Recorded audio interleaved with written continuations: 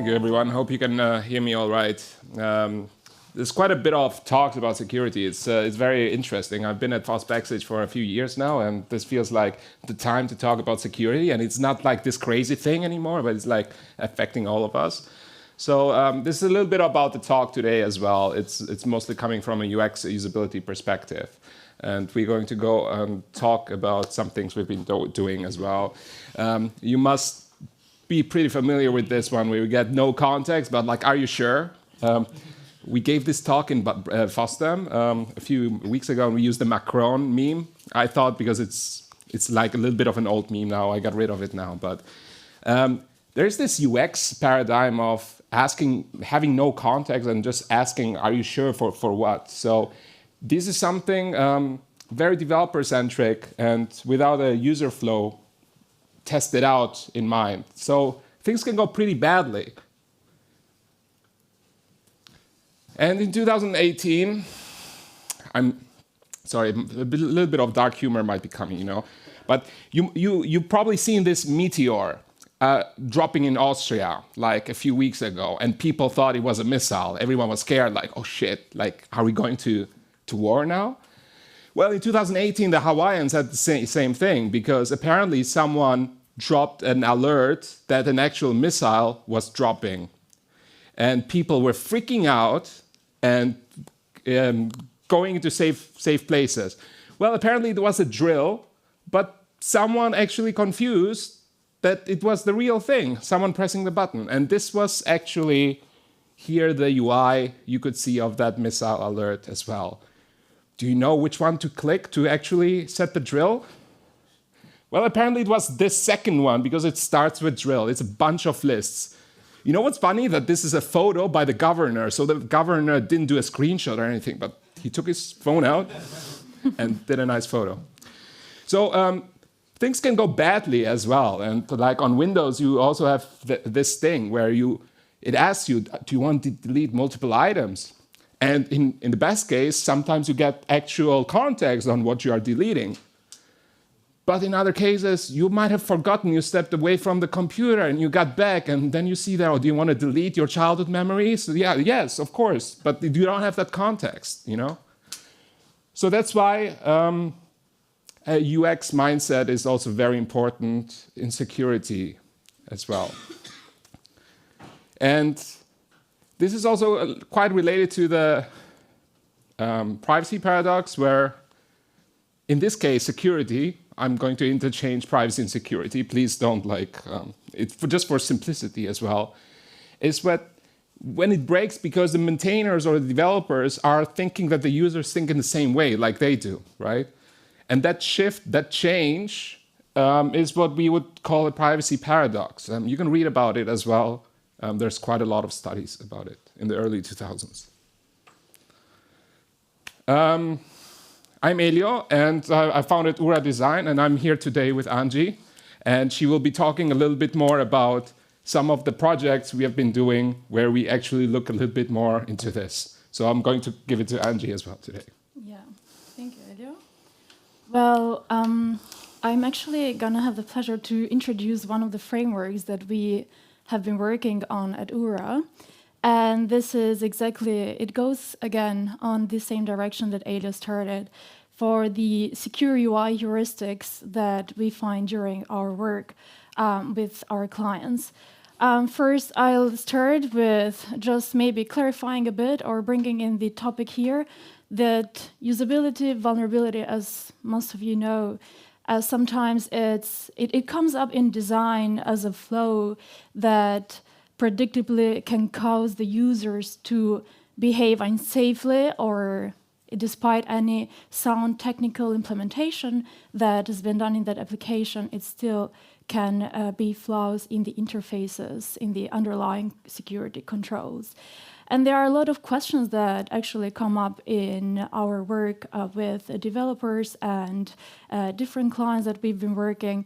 So we've decided to kind of scope all this work into these three big pillars that kind of cover all the scope of the work that we found in our previous practical projects.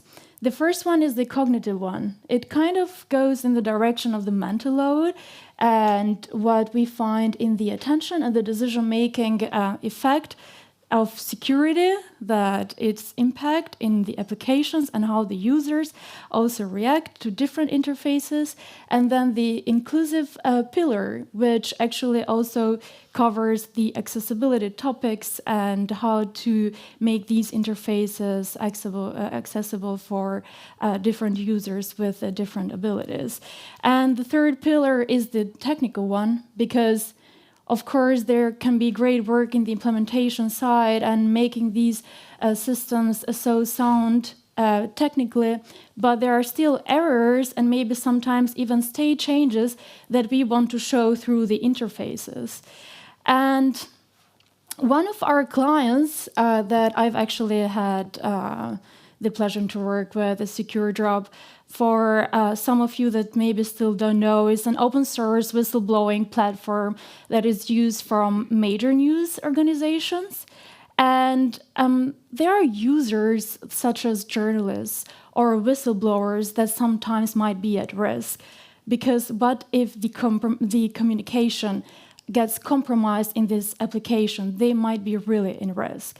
And one of the issues that we've treated with this client is going to go back to the example that also Elio mentioned in the beginning of this talk, which is the deletion process. And we wanted to make the deletion process of SecureDrop to be as clear and transparent as possible, such that we minimize the confusion of the users and also to minimize the accidental data loss. Our approach with this was to make the full content necessary, obvious, and for the users to actually have access to it, such as showing files, messages, or replies. It's all going to be clear in a bit. So, as you see here, we have two examples of the models that were in our iteration of this issue. And there are few differences if you see it.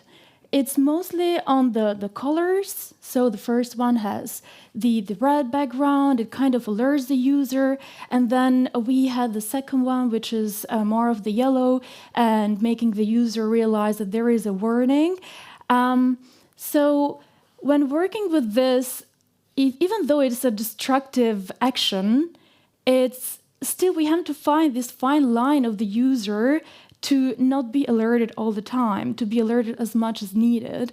And that's why we actually ended up with these two iterations. And later we decided to go for the second one because it has this very good balance of having the warning of the user when deleting a source account or a conversation, but as well as when it goes in this final action, which is deleting it, it again goes with the red that we know is giving the user an alert state. But how our framework approaches this is it starts with the interface condition. So the condition that is observed in the interface. Then we cover the user failure, so how users actually respond predictably, as I mentioned, under these realistic conditions, and then the security consequence that might be faced, so the user can actually lose or some data, or attacker gains in the other side as a result. How this goes in our example is going to be shown very clearly also through the interfaces after.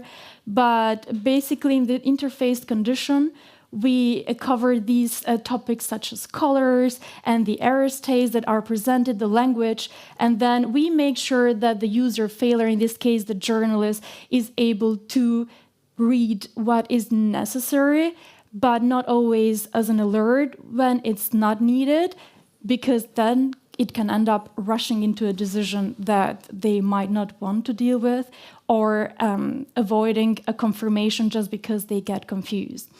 And the final is the security consequence, because, as I mentioned, the full content shown in these models is retained or deleted incorrectly without the journalist verifying the scope. One of the heuristics in our framework that we worked is exactly reconstructing these failure states. So as you see here, ensuring that the error state is provided clearly.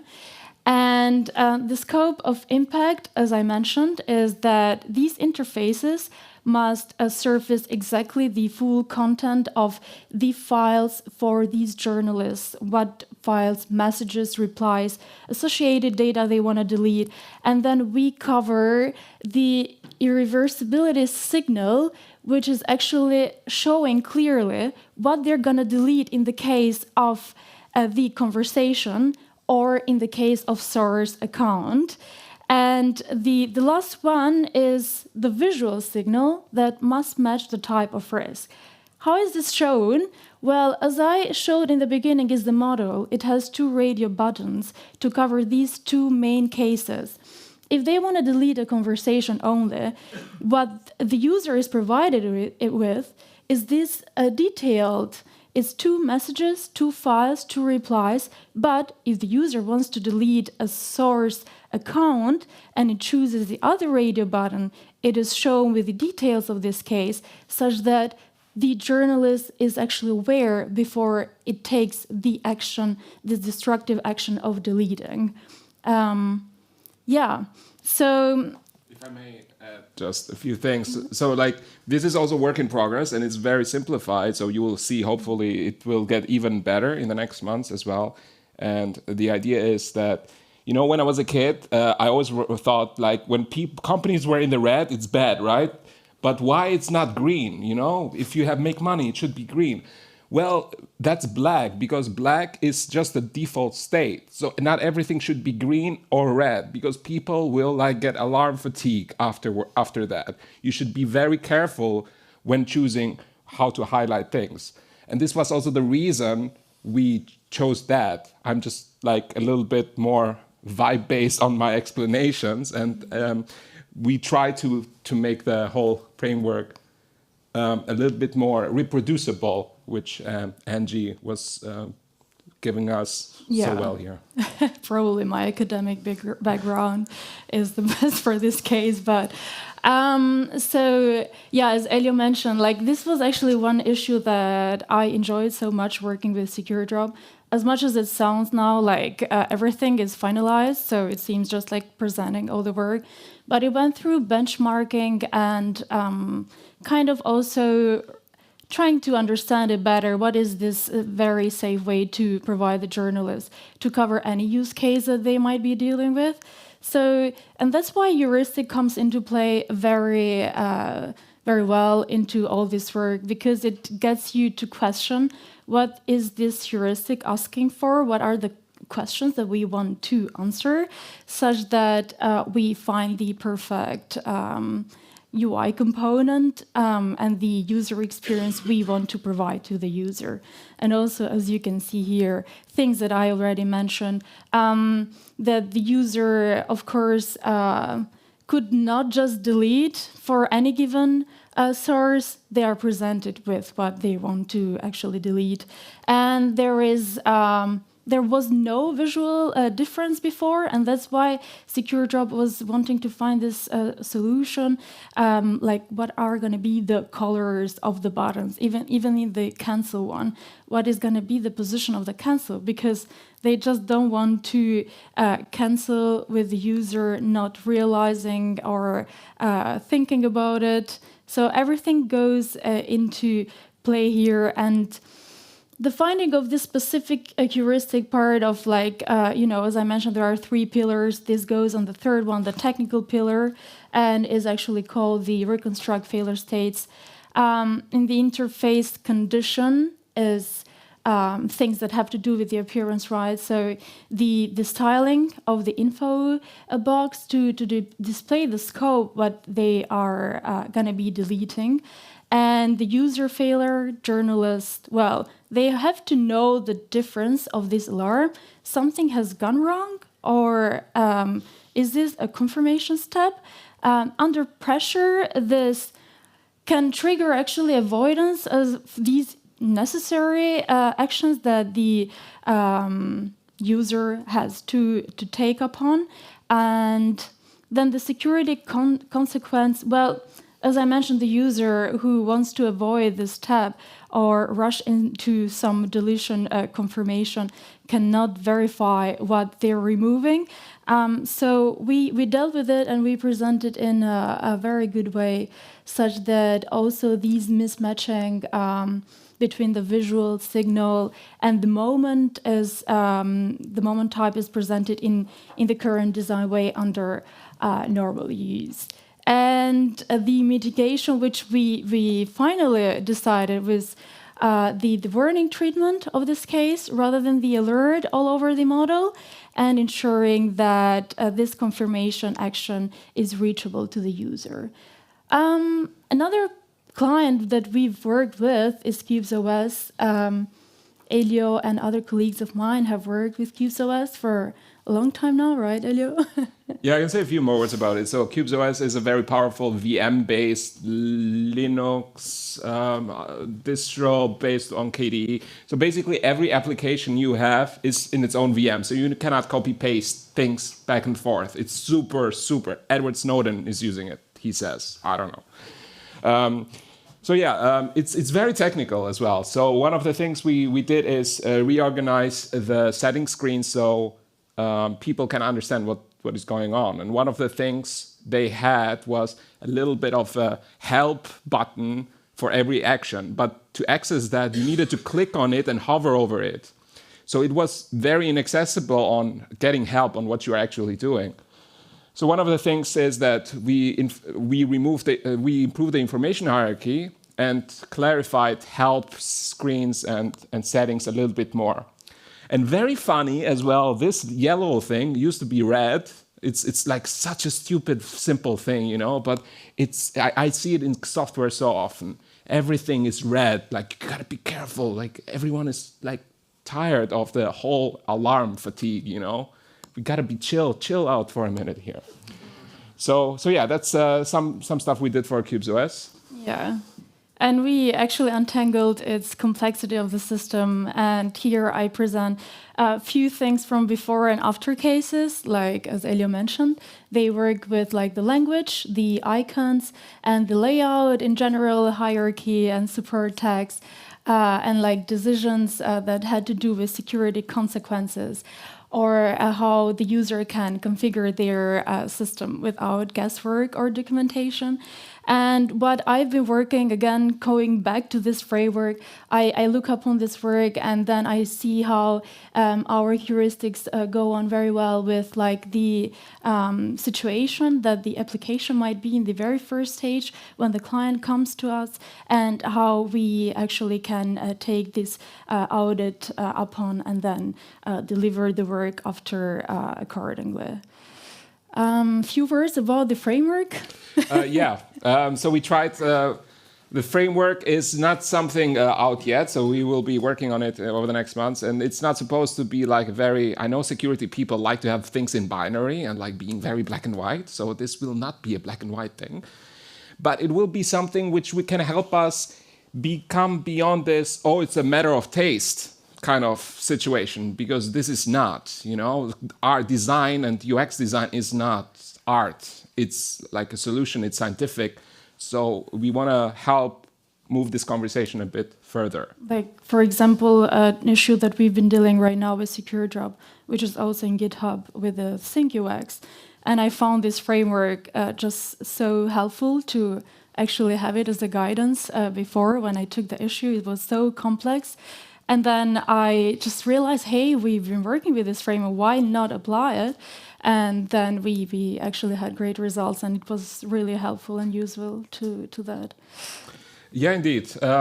So we did it the other way around, you know, in like a lot of trainings on LinkedIn, you probably see them like, come join my course so I can tell you how to do things. We tried to make it the other way around. So we worked on projects and we kind of try to get our experience, put it into a framework which is a little bit more, can be reproduced a little bit better. And right now we are using it on our own projects to see if it actually makes sense. So we kind of beta test it internally. So we worked on a few clients over the past, including some major open source projects and organizations like these. And I think we've come a long way since the early days of open source. I think Ava in their keynotes talked about that quite a lot, and that resonated with us as well. So yeah, the framework, this is just a little bit of a taste of the framework. You can go on our website to see a little bit more of our thinking on how we see in design, how we look at things in design. We will likely have the framework open, available for beta in the next months, but feel free to, I don't know, even proactively ask questions or reach out to us afterwards if you have some experience, or like if you're really annoyed by one specific thing and I don't know, this resonates with you. You can always reach us via email and the usual communication channels as well.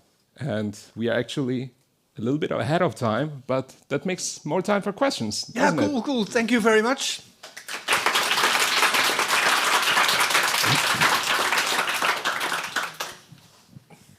With the changes to color systems and icon systems, did you investigate the effect on colorblind users? Is there differentiation beyond color for the benefit of such users? And if so, did you investigate whether you could improve that as well? Can I talk to that? Yeah, please. On Qubes OS and SecureDrop as well, we are making everything WCAG AA compliant, which was not the case before. So now there is a new AAPC, I think it's called. It's a new color system checking for color vision deficiencies. Anyway, I'm getting too nerdy. But yes, the answer is yes. And it all should work better. And it should be more compliant with the European Accessibility Act, for example. Sure. Yeah. So several providers of different services have, in order to, I believe, strengthen the security, have introduced like three-phase logins. You all know, I mean, use authenticator, have two-phase login verification, and so on. 2 weeks ago, my son spent almost 1 week to get able to play one computer game because the login was so difficult. So do you see that could actually introduce some kind of a login fatigue, which would be a usability risk or vulnerability in itself? I have a lot of opinions, but I also talk too much, so maybe you want to take this Actually, one. it's funny because just 2 weeks ago when I was at NDSS conference, there was a paper about how the Duo application is seen in that, and how much time users also spend going through an application and another one. Like, you know, you are on your phone in an interface and then you have to go out and... But I do have to say that there are a few times, well, a lot of times when these steps are necessary. And it is actually also often secure to do it this way, such that you have a third party to help you with the two-factor authentication and make it more safe, right? But there are times when it's not necessary. And there are also times when maybe from the design perspective, it's not given a lot of thoughts and it's just been as a safe approach that everyone is following. But what is the case for that application? So, there are scenarios where it has to, of course, be chosen in a way that it does make sense for that specific application. I don't know. You can also add, of course. I think if a system is very secure, a user will screw it up, like if they are too tired of it. So that's why a Mac is reasonably secure, I feel. And because if you use Qubes OS, I hope the people at Qubes OS will understand me. I think they will agree with me. And you don't know what you're doing, Qubes OS will be a worse time for you than actual Mac, because of the user experience. But to answer your question, I think passkeys is a very interesting technology, which is removing the whole. It works magically, And I would love to look what is happening in that space more. And also, fingerprints are actually a lot in the discussion. Yeah.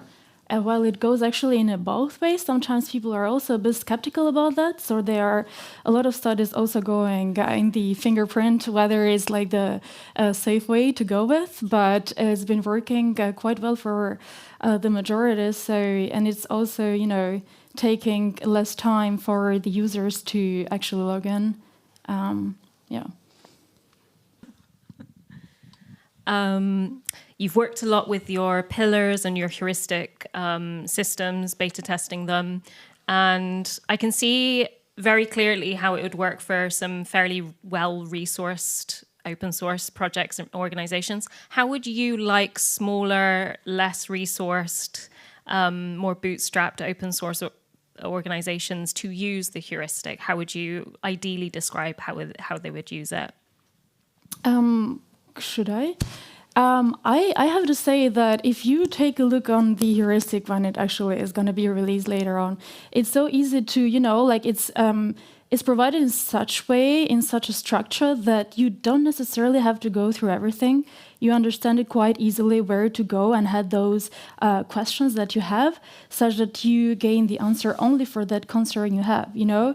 So there are cases when you have to go through all the structure and provide like the guidance through that issue, but there are also other cases when you don't necessarily have to go through everything, only to what you said, like a small task to actually have the right guidance in. Hopefully it's quick. So I'm just wondering, you focus exclusively on things with GUIs. Does this also apply to terminal applications? And did you have a chance to work with anybody to kind of improve security on terminal applications? That's a very great question. Thank you.